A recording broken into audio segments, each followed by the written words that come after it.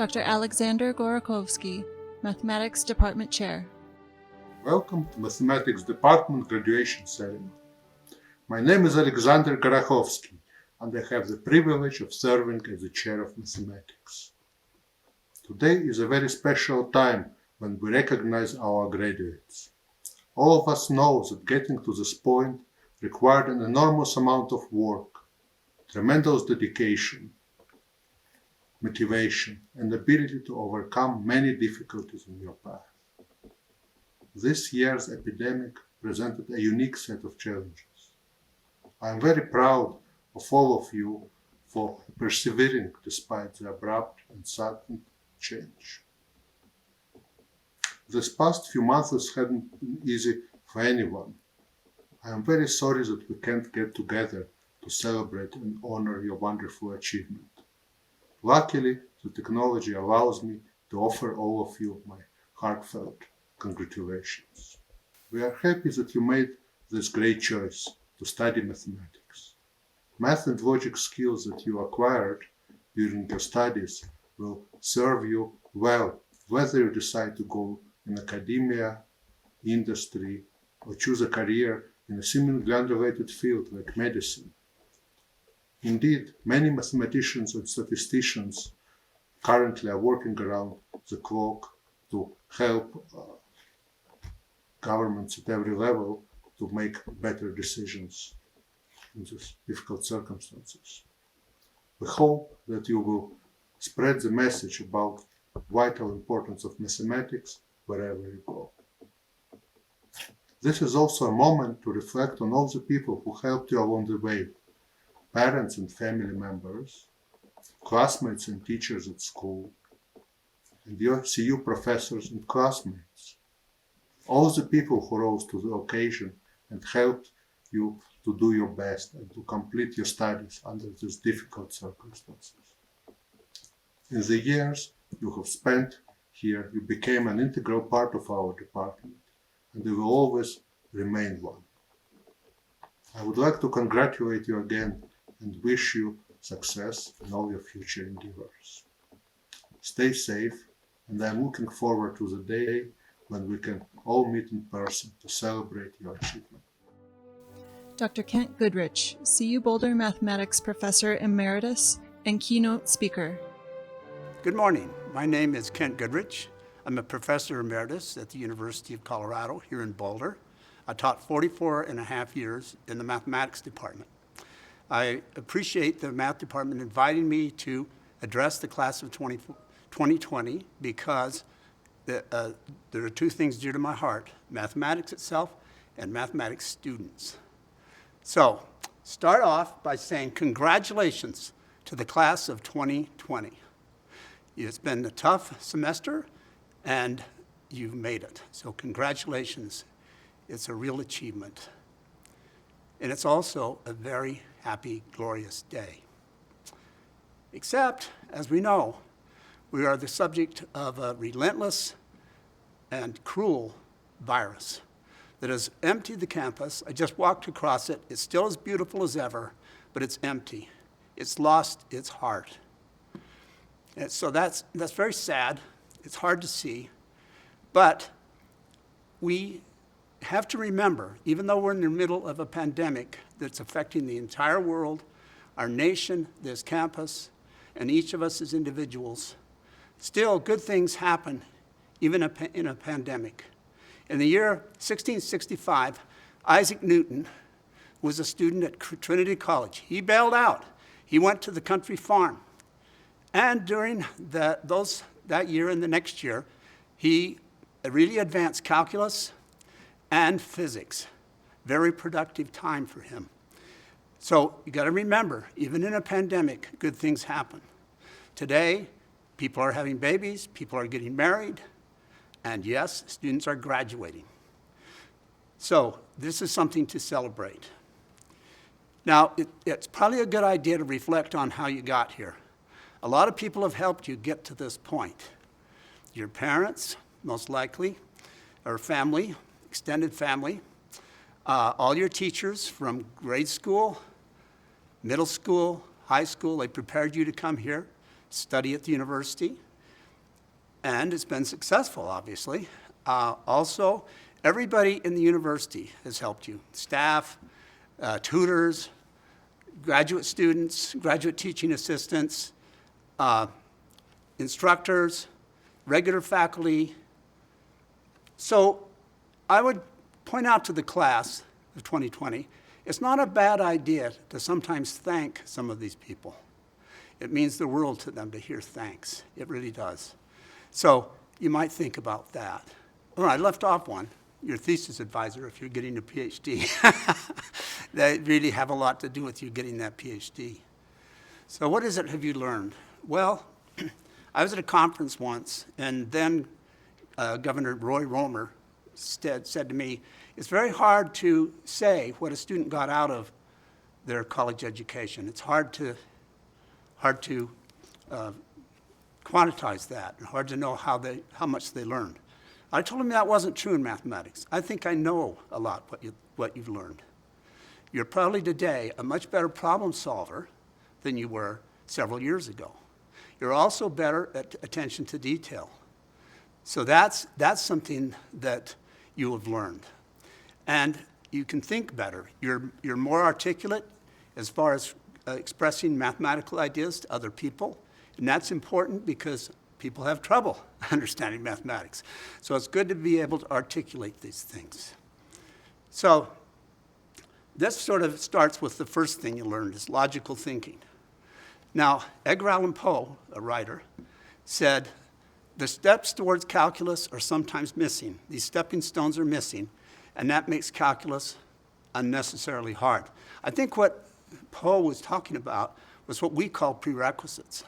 You have to learn these prerequisites before you can move on, and they pile up. As you go along, there's more and more of them, more information that you have to know to go further.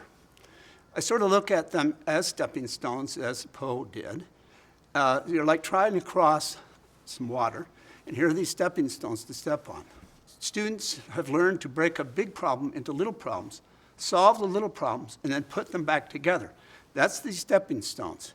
You have to be able to go from one to another, one by one, building up, using logic, using other stepping stones that have been established before. Now, what are these? Well, in Poe's case, he probably didn't know enough trigonometry or algebra. But those were the stepping stones. You break this problem into little problems and solve each one. Well, what are those little problems? Nobody tells you what they are. You have to know what they are. You have to either know them or invent them. Now, what they are, for us, if you think about just a normal calculation, each step in the calculation is justified by some mathematical rule or axiom. We don't usually list those out to the side of the calculation because that would make it look ugly. But they're there, and they're there for a backup. And so even an ordinary calculation uses these stepping stones, one by one. So you think, well, that's pretty mechanical, and some of it is. Mathematica, which is a computer program, would probably get a C in my calculus class at the end of my career, because it could do calculations and it could do all sorts of formulas and manipulate them like a human, but it couldn't invent a new stepping stone. That's what makes it interesting. When there's a new stepping stone, where does that come from? Out of somebody's head. But it's only coming after they've learned this whole big infrastructure. They know a lot of previous stepping stones that were provided by earlier mathematicians, earlier people, and now it builds up. It builds up like a giant network or a giant spider web. And so now you're saying, I'm going to put another stepping stone over here. Well, where did that stepping stone come from? It's out of the human mind. So far, computers aren't too good at that, fortunately. It keeps us mathematicians going. But somebody has to write the code even for Mathematica to do these calculations. That's the creative part, building this, proposing another stepping stone, and then making a path to it of small steps till you go from the known infrastructure, the known results to this new result. That's what our PhD students just did. 9 of them. That's an amazing production for a small math department, 9. They had 9 last year, too. And so I congratulate the math department for this high productivity. It's even higher than 20 years ago when we had more faculty. So I think that's a real tribute to them to be able to do that.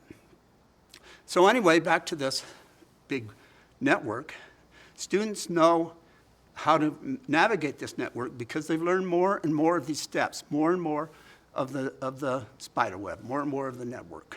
They might forget some of the pieces of this network, but they don't forget that idea that you break the problem into little problems, solve each little problem, and put it back together. That's how you get to a new stepping stone, or to a stepping stone you might want to apply or use in an application. Now, I'm reminded, I had a student who had been out of school for a while. She decided to go back to graduate school. Well, she came back. It was very hard. She was getting kicked around. She said, Professor Goodrich, I'd forgotten my trig, I'd forgotten my calculus, but I hadn't forgotten how to think. She knew how to string together these arguments.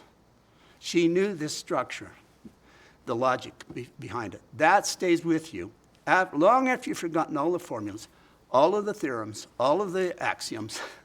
You'll still have that ability, and that's an important ability in the world.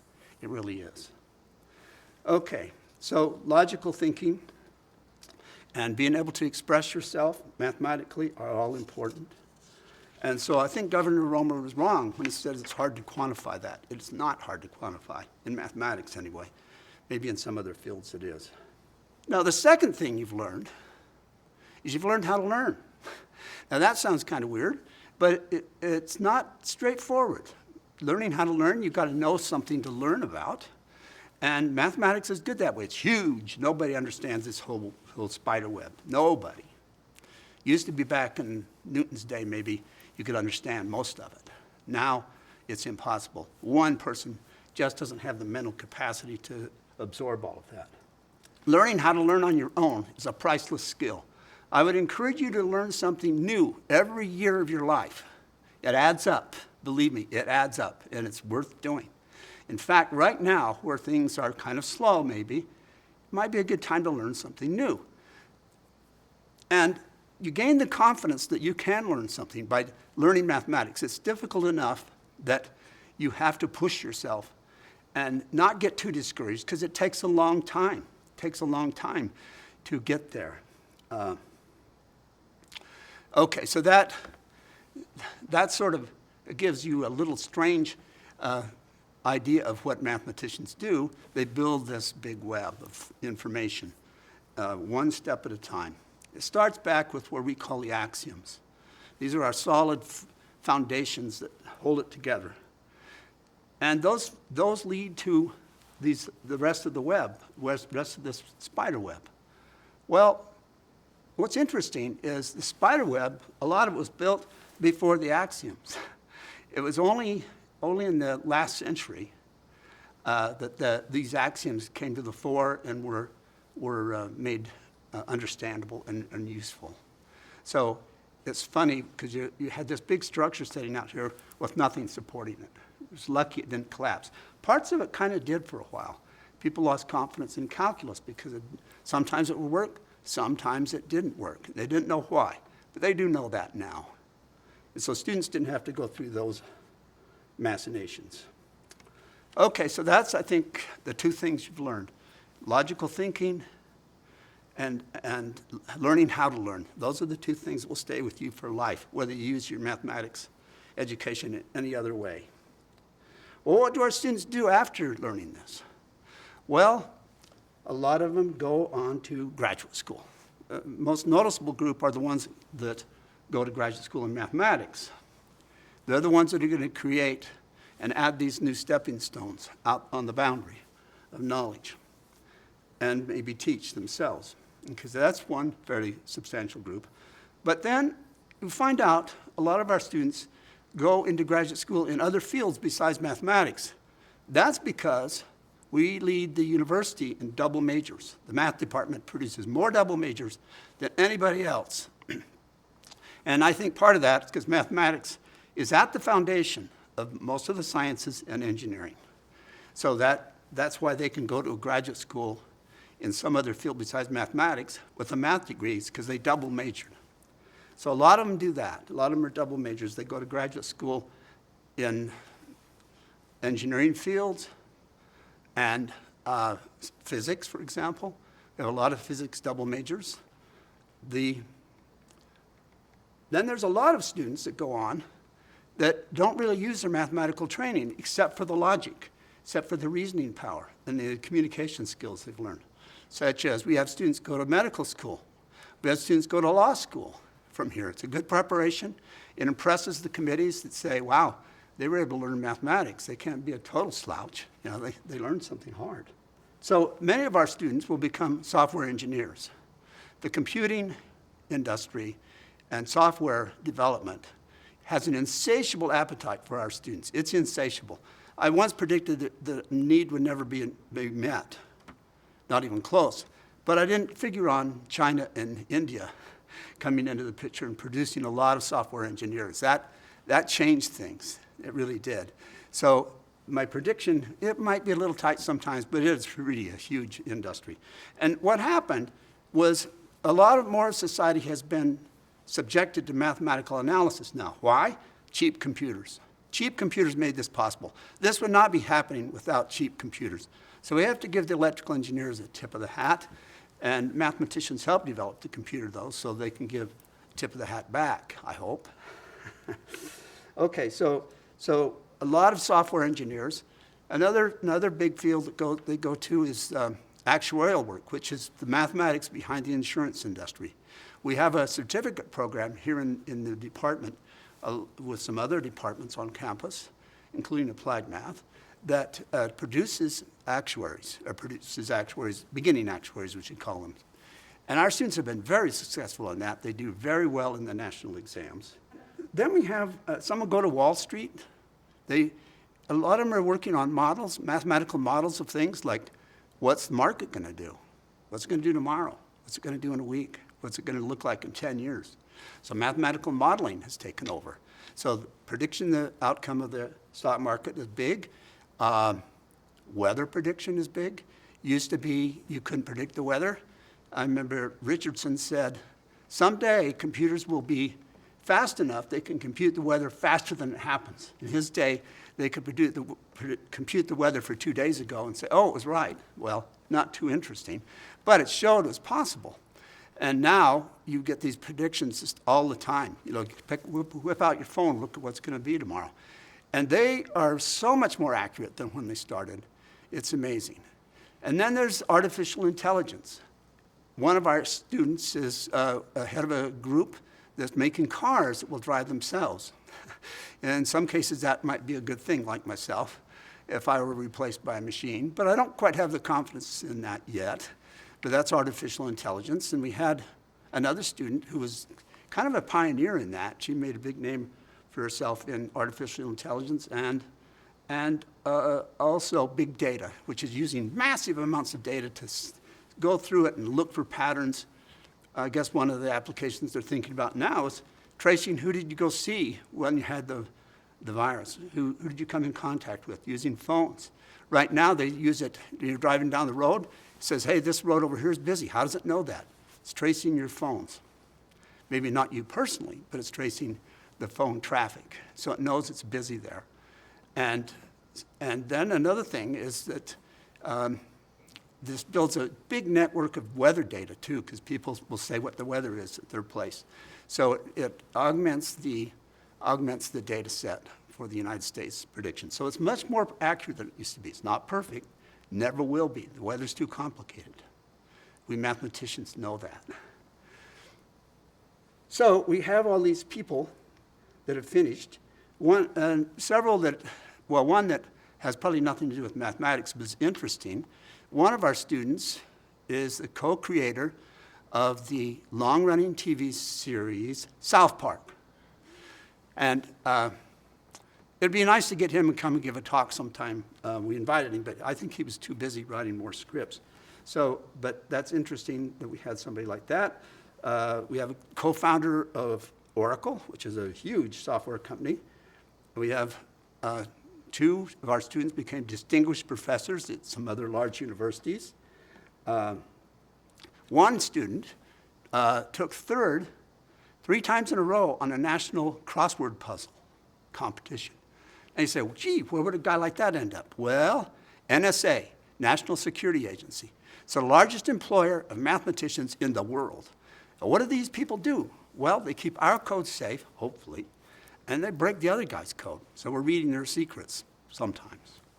So they hire a lot of mathematicians because mathematics has turned out to be useful in that endeavor.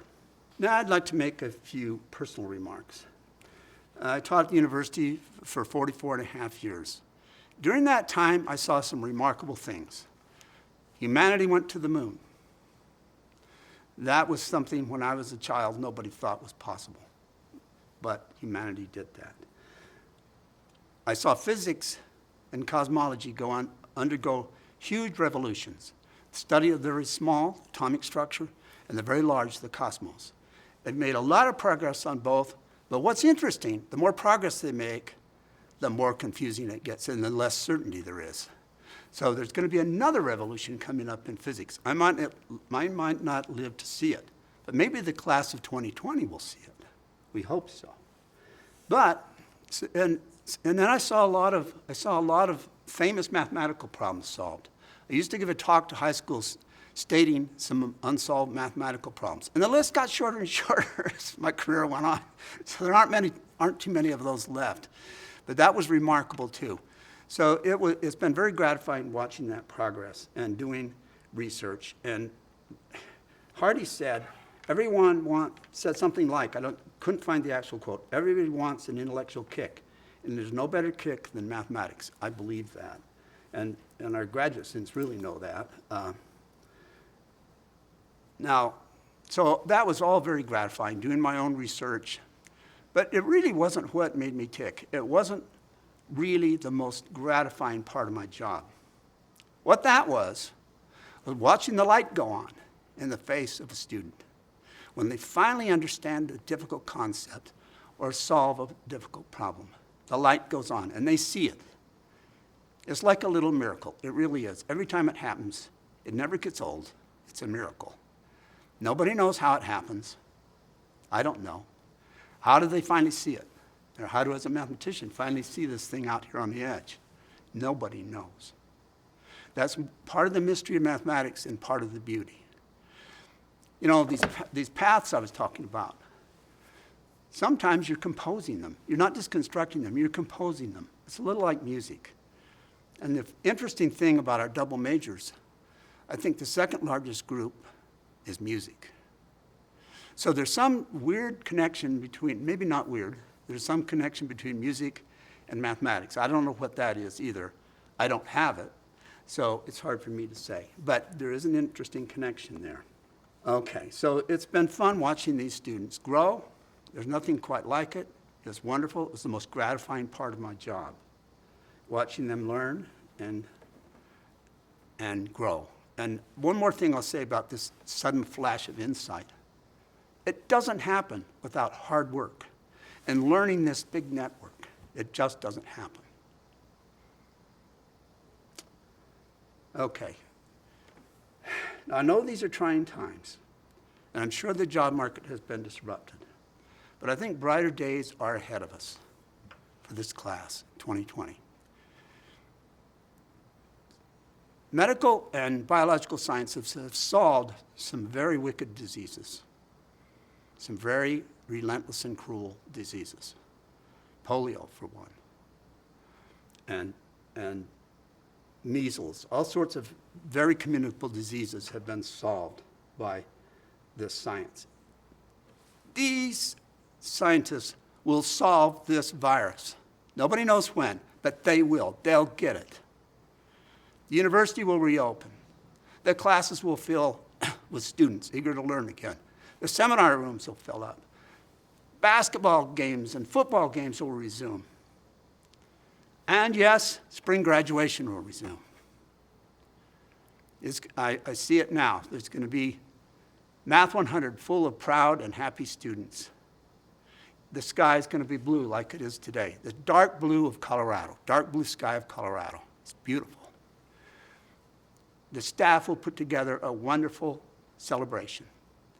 I've been to more than 40 of these in my career. They're wonderful. It's like being Santa Claus. You get to see these kids so happy and their parents so happy. And that's one sorrowful thing, that you didn't get to experience that. Now, I understand the university said it's okay for you to come to Next Springs. Is that right? Yeah, yes. So if you want to have this experience, it's once in a lifetime. It's worth doing. Now, when I was a student, I wasn't wild about it, but my parents were. Your parents would be too. See you walk across the stage and get your name read, and your handshake with the chair of the department, and take pictures with your student and some of their faculty. It's worth doing. Well, we don't know when that's going to happen, but it will happen. This will happen. In the meantime, be patient, be careful, and protect all those near and dear to you. And if you're bored, looking for something to do, learn something new. This might be a time, an opportunity, just like Newton, to learn, even if you don't create calculus, learn something new. Add to your knowledge of this giant web that's building so, so fast, nobody can keep up with it. So I'll end with one more. Congratulations. Dr. Sergei Kuznetsov, Mathematics Graduate Chair. On behalf of the Math Department, I would like to congratulate our graduate students who obtained their PhD during this academic year. We have 12 of them. 2 of them actually graduated in the fall, but still we have to congratulate them now. So let me name them. Yeah, so the best and the only possible is to use alphabetic ordering. So the first is Catherine Adamick, and she was a student of Professor Baudry, and she did her PhD devoted to classification of Q0 local A1 modules. Don't ask me what is that. Next is Sebastian Bosley, a student of Professor Wise, who did his research on application of logarithmic geometry to modeling of curves of genus greater than 1.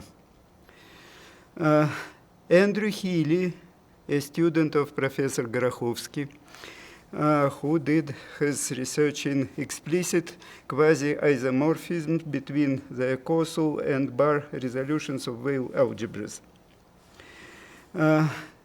Trevor Jack, a student of Professor Meyer, computation complexity of semi-group properties. Said Khalili, my student, who did his PhD on stochastic analysis for problems in mathematical finance and economics. Taylor Klotz, a student of Professor Cleveland, who did his research on geometry of cascade feedback, linearizable control systems. Daniel Martin, a student of Professor Stench, who did his research on geometry of imaginary quadratic fields. Caroline Matson, a student of Professor Grant, who did her research on multidimensional formal group laws with complex multiplication. Mark Pullins, a student of Professor Kearns, generically to transitive algebraic group actions with solvable points of stabilizers. Hanson Smith, a student of Professor Stench, who did his research on monogeneity and torsion.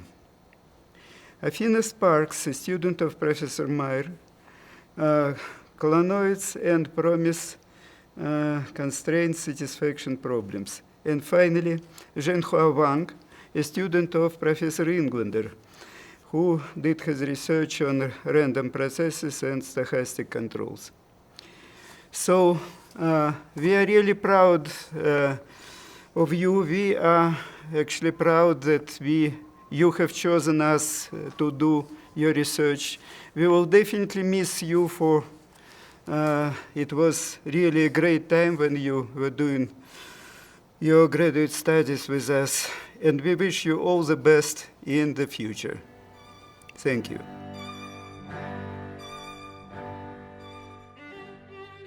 Catherine Lauren Marie Adamick, PhD.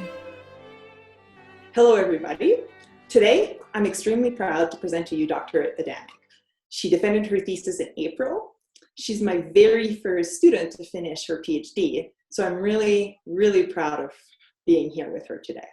So let me tell you a little bit about her research. All right, so first I'm going to tell you about some of the words that are in the slide. So Dr. Adamick's field of study is algebraic topology. So this is an area of mathematics which uses algebraic structures, so algebra, to simplify questions about complicated geometric things, so the topology in algebraic topology. So what are algebras? Algebras are collections of operations that are like the symmetries of geometric objects. So we use these algebras to study geometric questions that are hard to approach from a purely geometric point of view. So these algebras, they have attached to them something that we mathematicians call modules. So the modules are things that have a multiplication by the operations of the algebra. So Dr. Adamick studies the Steenrod algebra specifically. So the Steenrod algebra is one of the central tools that algebraic topologists, like Dr. Adamick, use to better understand complicated geometric objects. So the Steenrod algebra itself, it has smaller pieces that we call subalgebras. And understanding the small pieces can lead to a better understanding of the whole. So in her thesis, Dr. Adamick focused on a small piece of the Steenrod algebra called A1. Specifically, she completely classified a certain class of modules over A1 that we call Q-naught local modules. Her work has consequences for understanding the Steenrod algebra itself and its modules, and it feeds into important and powerful computational tools that many of us algebraic topologists love to use. So that's all I wanted to say about her research. If you have questions or want to know more, I'm sure that she'll be very happy to talk to you. However, in her graduate studies, Dr. Adamick didn't only do math. She's been very outdoorsy. She's been hiking and she picked up kayaking. She's also been working with the CU Graduate Student Labor Union. In particular, she's been fighting to get rid of student fees and to improve graduate student compensation. So this is very important work, and I'm really, really proud of Catherine for being involved in this. Finally, she loves to knit and knit really awesome things like this nice sweater. Looks complicated. I don't think I could have done that. Yeah, so finally, before we finish this little video, I want to present to you Dr. Adamick, and she's going to tell us what's next for her. So moving forward, I'm really excited to continue some collaborations that I was able to start in graduate school. Here's a picture of a group of some of us who are going to be talking about math this summer and moving forward. And then I'm going to be moving to London, Ontario to start a postdoctoral position at the University of Western Ontario, which I'm really excited about. One last time, I present to you Dr. Adamick.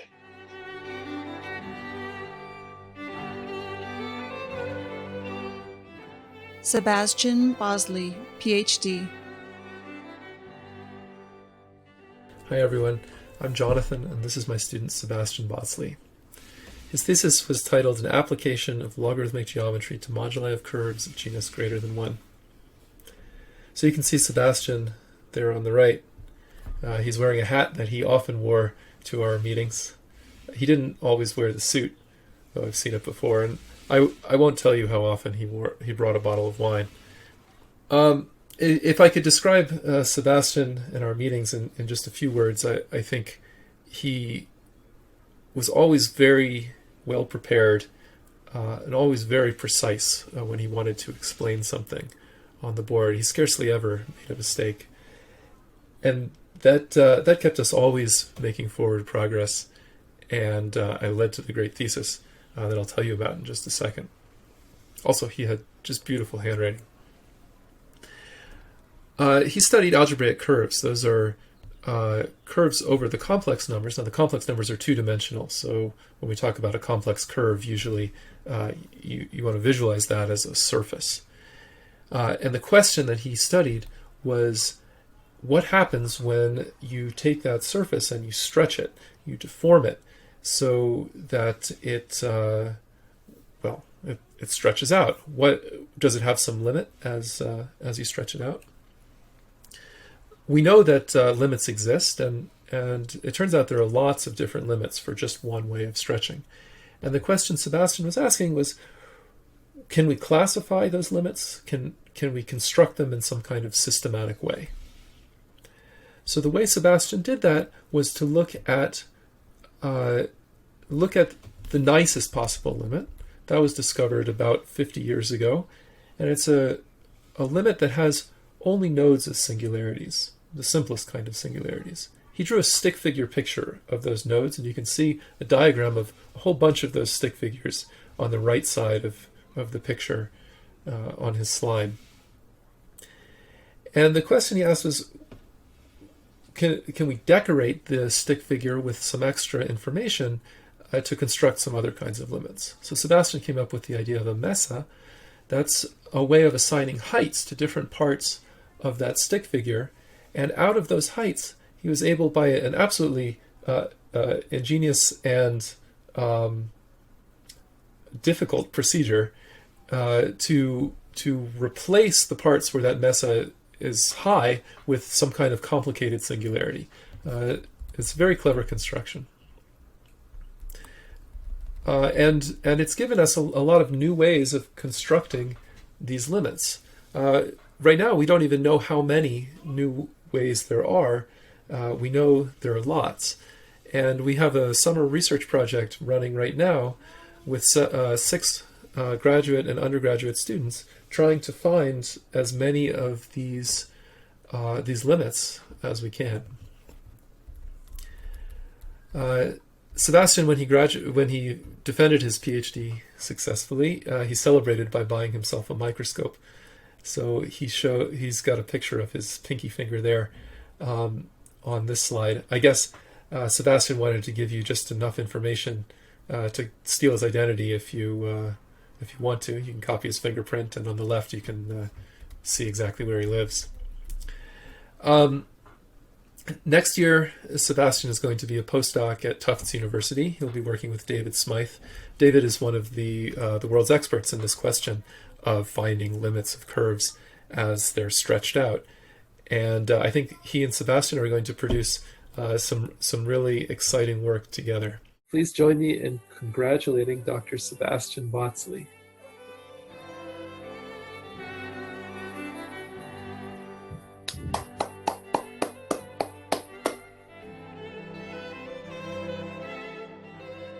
Andrew Scott Healy, PhD.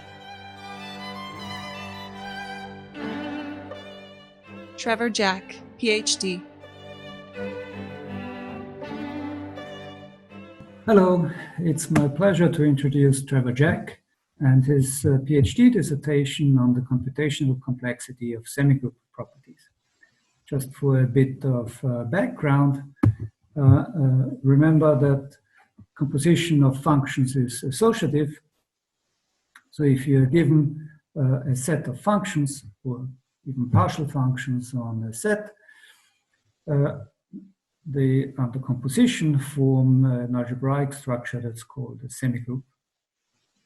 Similarly, a set of matrices, square matrices, forms a semigroup under multiplication.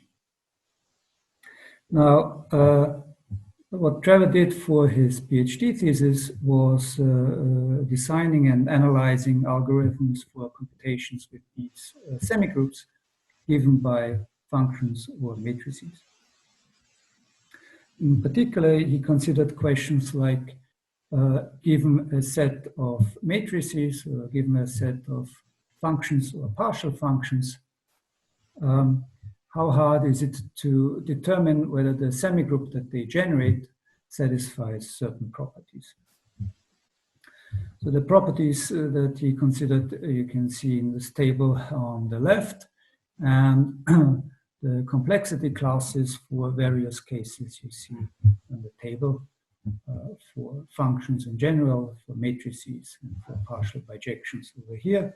So for example, given a semigroup of functions, how hard is it to determine whether the semigroup is nilpotent? It can be done in non-deterministic logarithmic space for functions.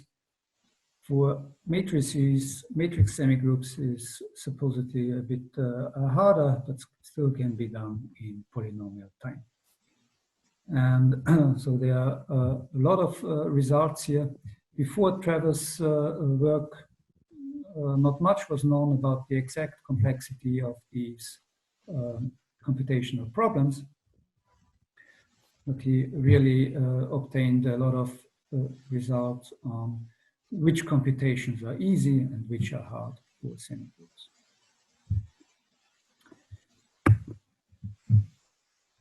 Besides working on his PhD for the last 3 years, he also followed some other pursuits, like going rafting, skiing a lot, playing music with his band. I've never heard that, but there's a photo to show it. What's next? Trevor is going to start a postdoc at Universidade Nova de Lisboa in Lisbon, Portugal next fall. There he'll work within a research group on more computations on more semigroups. That's it for the presentation.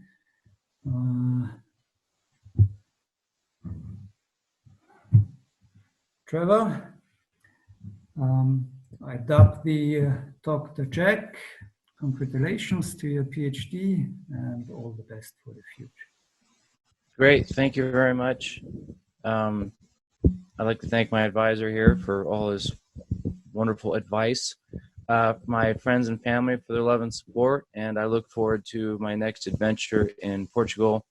Hopefully, fate brings me back to Boulder at some point. Saeed Khalili, PhD. Taylor Joseph Klotz, PhD. Daniel Everett Martin, PhD. Caroline Liggett Matson, PhD. Mark Pullins, PhD.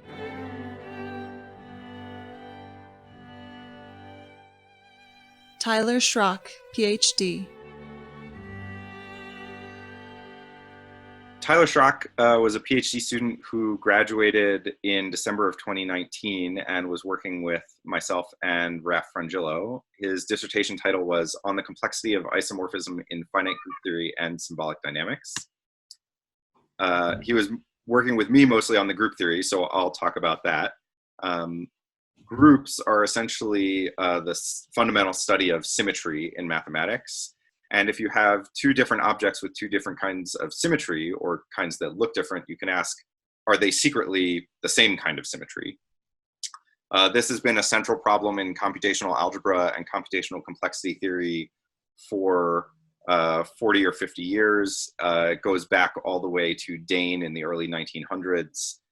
And in this chapter of Tyler's thesis, Tyler was tackling some of the hardest cases of this problem. While the problem at large still remains open, Tyler made some very nice progress on some of these hardest cases. On the the other half of his thesis was on symbolic dynamics, which is the study of dynamics on infinite sequences of symbols. And here, one of the core open problems, which has been open for 40 years, also considers isomorphism. It's about conjugacy between two shifts of finite type, which a conjugacy here means isomorphism that respects the dynamics in some sense. And Tyler's work was attacking some special cases that are important building blocks towards the larger conjugacy problem. So unbeknownst to us, Tyler was up to many other things during his PhD, including backpacking and getting some nice air on the snowboard and traveling around. And since January, Tyler has started working at Google in Pittsburgh, and we wish him the best there. And without further ado, the real Dr. Schrock. Congrats, Tyler. Congrats, Tyler. Thanks. It was a pleasure working with the two of you. Hanson William Smith, PhD. So I'm very pleased to introduce Hanson Smith. I'm very proud to have worked with Hanson. It's been a great pleasure. Hanson has done some excellent work in his thesis, which I'll tell you about in a moment.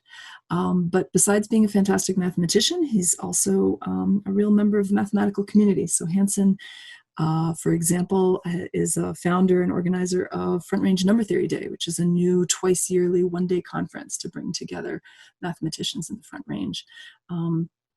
He really cares about mathematics and about sharing mathematics. He has worked with undergraduates, mentoring undergraduates, and high school students. And I look forward to Hanson being a member of the community for many years. So let me tell you a little bit about Hanson's thesis. So he studies what are called number fields. And they're rings of integers. So we're all used to the regular integers, and they live in what's called a field, which is the rational numbers, where you allow division, essentially. In the integers, you can't divide everything, but in the rationals, you can. And he studies some of these rings of integers in number fields, which you can build by adding some more elements into the regular integers and getting something, a number system, which is a little bit bigger. And one of the questions you can ask, a very fundamental question, so he's contributing to research which has gone back hundreds of years, is to ask, how can you build these rings of integers? Can you do it by adding just one extra special number to the regular integers? And if you can, then it's called being monogenic. So there are certain fields where we know the answer to this question, but a lot of the time we don't. We don't know a general criterion for when things are monogenic or not. And he studied some number fields, various different families of number fields. Some of them come from elliptic curves and abelian varieties, which is a very interesting source of interesting number fields. These are, well, they're curves which are defined by polynomial equations, and but they naturally give rise to certain number fields. And he's given some answers to these questions and shown sometimes the answer is yes, sometimes the answer is no as to whether these are monogenic. So that's a little bit about his thesis. Hanson is also an avid climber. I hear about it in meetings, and I'm sure that wherever he's headed, he'll be doing a lot of mathematics. In the near future, his next step is he's going to the University of Connecticut, where he'll be a postdoc. Congratulations, Hanson. I wish you well. All right, congratulations to Dr. Hanson Smith.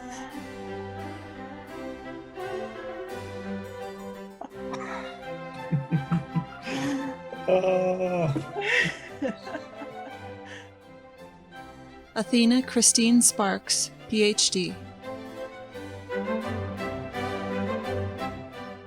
Zhenhua Wang, PhD. Hi, everybody. Zhenhua was my PhD student, and I was very fortunate having him. And as a matter of fact, I have to admit that when I first met him, I thought that for him, this would be just, he just needed a formal advisor because he already had another advisor in the applied math department. And to my very pleasant surprise, it turned out that he actually took very seriously the research work with me, besides his other research, which he also took seriously. So I was very fortunate to have him as a student, as a very enthusiastic student, and we wrote a very nice paper with another collaborator, which went to a very good journal, and it was an absolute pleasure to work together with Zhenhua. And I think I can even say a few words about what we did in a kind of a non-technical language. So maybe we should go to the next slide for that. So the left side shows the work with me, and the right side shows his work with Professor Huang. So what he did with me, it's very easy to give a very simple description of the model. You take a coin, and instead of tossing this coin, you always turn it to the other side with a certain probability Pn. So Pn is the probability at time n. And then you can ask all kind of questions about the sequence of heads and tails you get. And mathematically, this is what's called a time inhomogeneous Markov chain. And there is very little known about them. If we turn this coin always with probability 1/2, if Pn is always 1/2, then of course this just reduces to classical coin tossing. And one of the questions in that case, one of the classical questions is, you can also look at this as the steps of a random walk, and the question is, what is the scaling limit of the random walk? And there is a classical result which says that the scaling limit is Brownian motion. And so we addressed this problem for a general sequence Pn, and it turned out to be a very rich problem. And the scaling limit of this kind of coin turning walk turns out to be, sometimes it's something which you can derive from Brownian motion. It's something called a random time change of a Brownian motion, and sometimes it's a completely new kind of process, which is a pathwise linear process, which we dubbed the zigzag process. And all these depend on the actual property, the decay rate of Pn, or actually Pn can also tend to 1. If Pn converges to 0, then we say this is a cooling dynamics, and when it converges to 1, we say it's a heating dynamics. And there are all kind of regimes with all kind of different outcomes for the scaling limit. So this is what's represented in the picture. With his other advisor, with Professor Huang, Zhenhua considered a classical problem, the timing consistency problem in optimal stopping. And the basic issue is that when we determine the optimal stopping in a particular problem, let's say in a financial problem, and then we reconsider this problem a little time later, and again we have a certain optimal stopping, there is no guarantee that this second optimal stopping agrees with the first one. So this is the basic inconsistency, and the way to attack this problem is to look for the equilibrium. And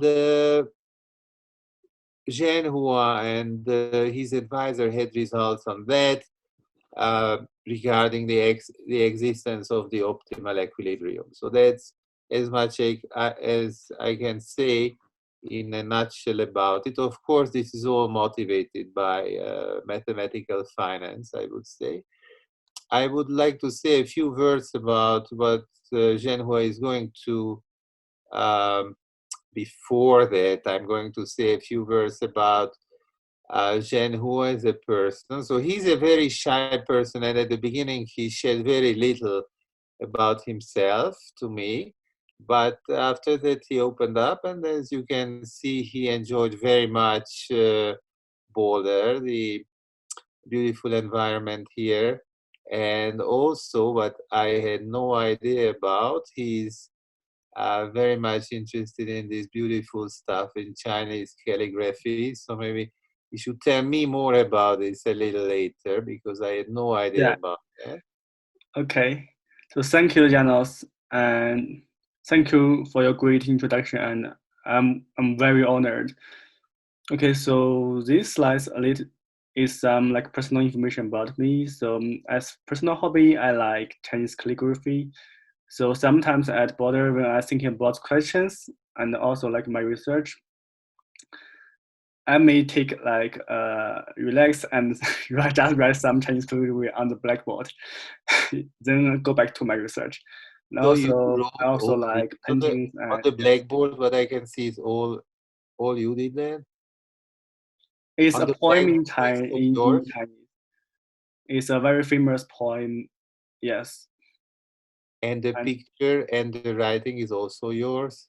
Yeah, I did. It's a poem from a very, very famous Chinese poet called Du Fu.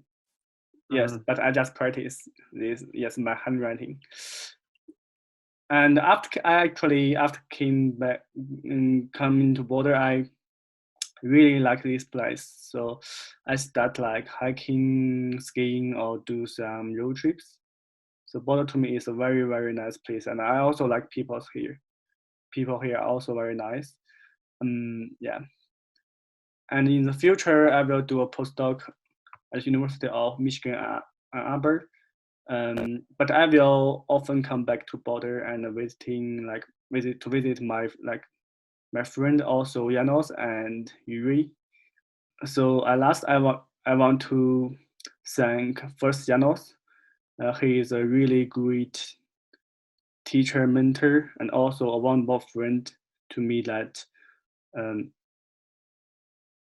gave me great and valuable advice for both my school life and also academic life.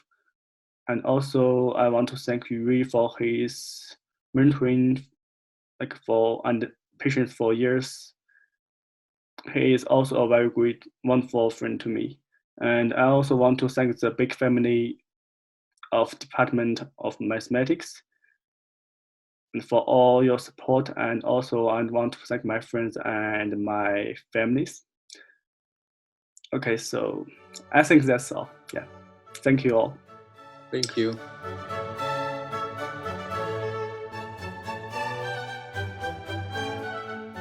Brandon Breeden, Bachelor of Arts and Master of Science.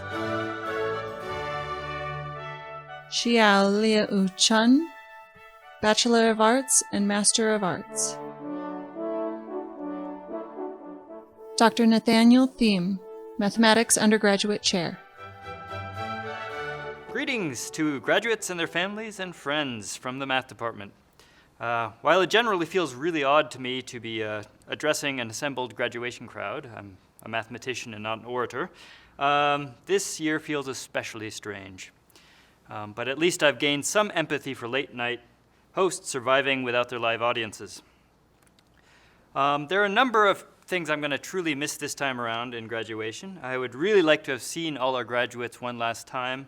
I really appreciate seeing all of you, even the ones I've never met, but especially those who I've gotten to know over your time here.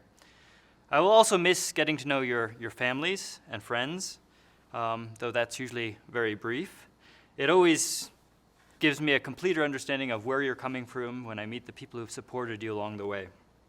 And finally, I will miss the amazing spread that our department always puts on for these types of occasions.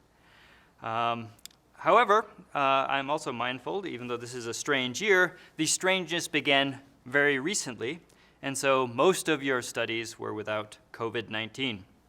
And I'm extremely proud of our graduates and their accomplishments, and I have full confidence in their abilities as budding mathematicians. So while not all of you may end up in graduate careers, I expect you will retain the ability to to think about hard problems. You will have learned that many problems do not get cracked with a mere 5 minutes of thought, let alone a month or maybe even a decade, as in the famous example of Fermat's last theorem. I will also expect you to have learned that there are unsolvable problems, even in mathematics. And while they are unsolvable, it is maybe nevertheless useful to be able to think about them deeply, because by thinking about uncrackable problems, you learn new things and you solve other problems along the way. While the mathematics you encountered here was difficult at times, some of you may remember the third midterm in Calc 2 in particular, you will find that if you do not already know, that real life is even messier and full of even more intractable problems. I hope you will delight in the challenges that await you as you go forward. Congratulations, graduates.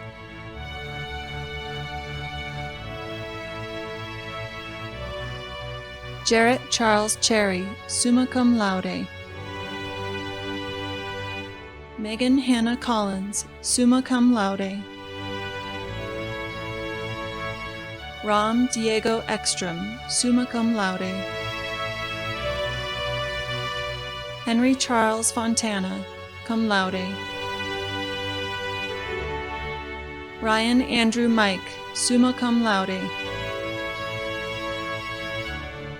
Horamed Nakurt, magna cum laude.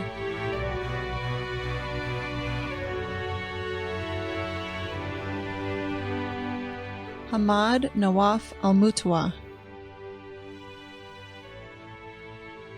Abdul Latif Khalid Al-Abdul Ilalil. Zaid Alfala.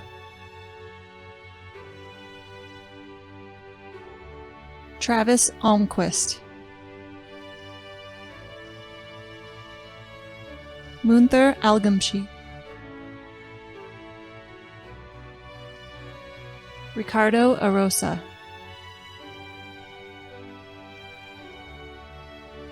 Courtney Beckwith. Crosslyn Joseph Beer. Susan Edith Bourne. Jonathan Micah Bosnick. Nicholas Drew Bossenbrook. Brandon Breeden.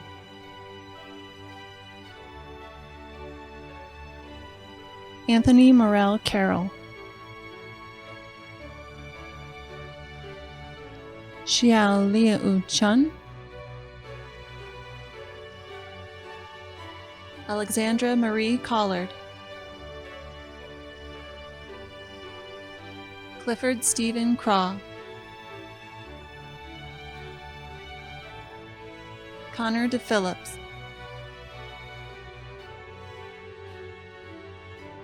Guofeng Deng.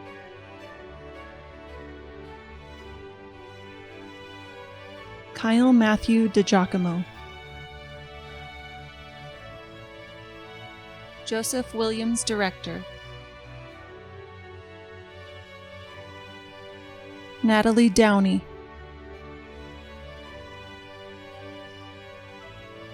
Kyla Michelle Dyer. Justin Thomas Eggers. Adriana Elsa Fabrizio. Riley Griffin Friedman. James William McGinnis Gallmeister. Jason Michael Giblin. Sergei Jataulov. Sheng Gong.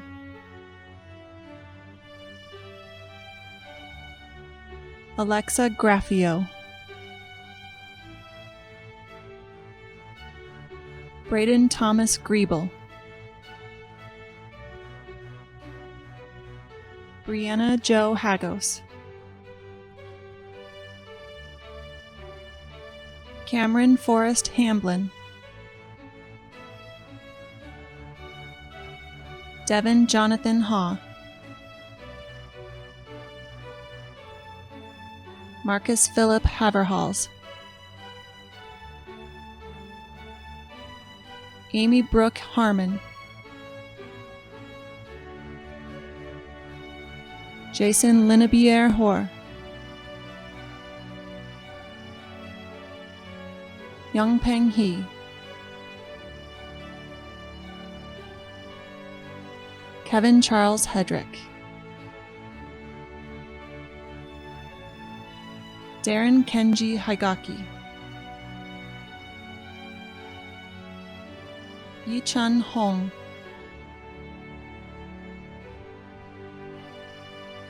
Aaron Song Yu Hong, Siuan Huang,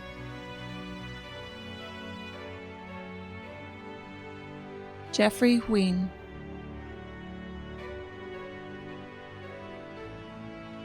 Landon Robert Jacquinot, Michael Devin Jara, Shehan Ji,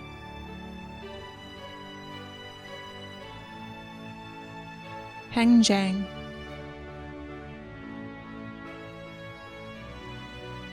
Alexander Matthew Kowick, Mark Robinette Larocque, Lauren Jean Lamb, Na Huang Legden, Henry William Lembeck, Nerjuo Li,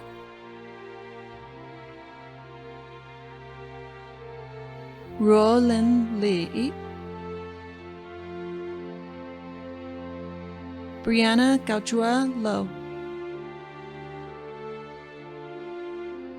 Derek James Logan,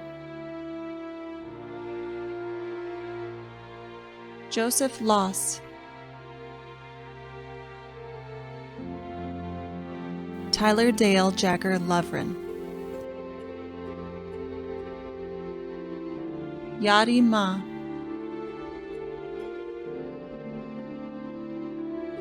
Xiaowei Ma, Michelle Laura McLennan, Josiah Edward Martinez,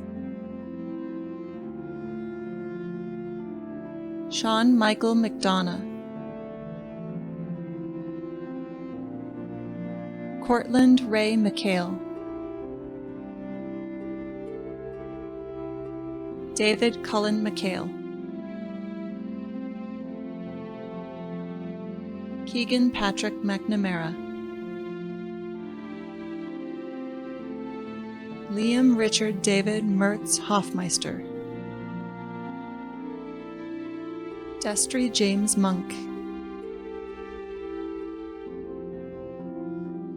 Brandon Cole Montalvo, Eric Matthew Marin,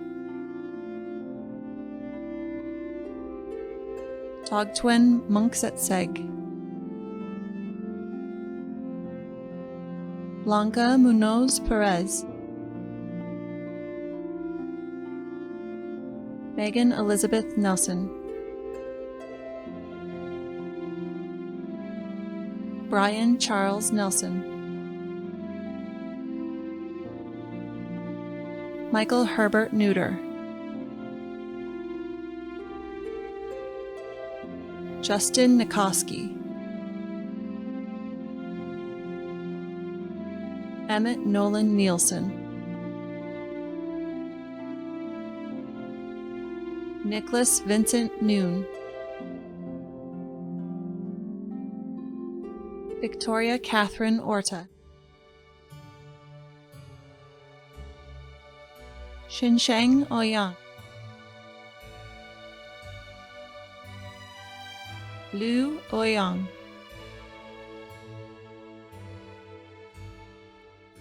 Simon Pasillas, Joshua Pope,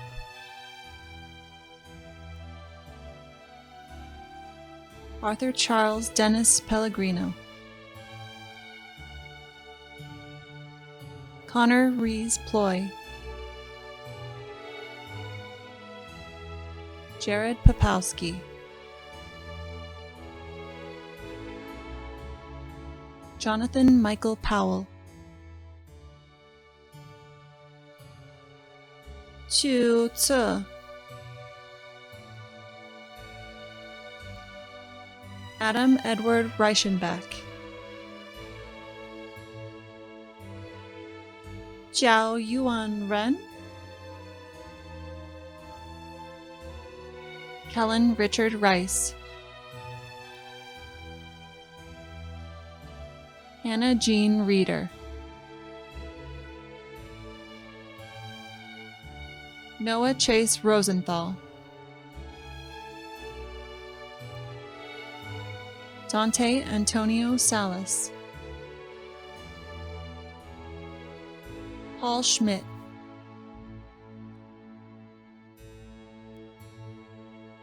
Erica Schmizer, Alexandra Hope Schwein, Lucas James Simon, Erin Isabella Smith, Yiding Song,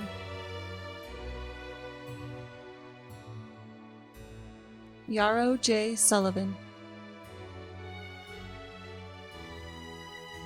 Christopher Irving Thompson, Jade Van Ostel, John Randall Vanderdusen, Fernando Villalobos, Chetan Walia, Megan Elizabeth Walters, Yangdi Wei,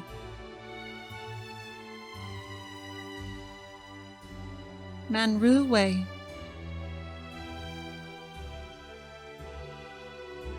Allison Michelle Weinberger, Megan Grace Wetstein, Benjamin Wilder, Benjamin Reed Wilking, Maxwell Grimes Williams, Richard James Williams, Chen Wu,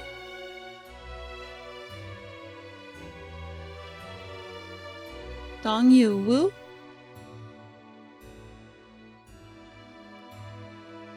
Yujing Xie, Luiying Zhang, Qingyu Zhang,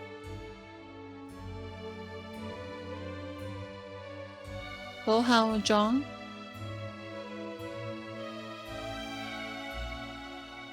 Kaiyuan Zhang, Miao Zhang, Xu Zhang,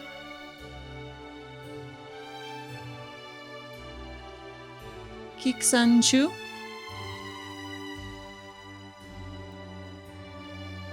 Maximilian Julius Zim,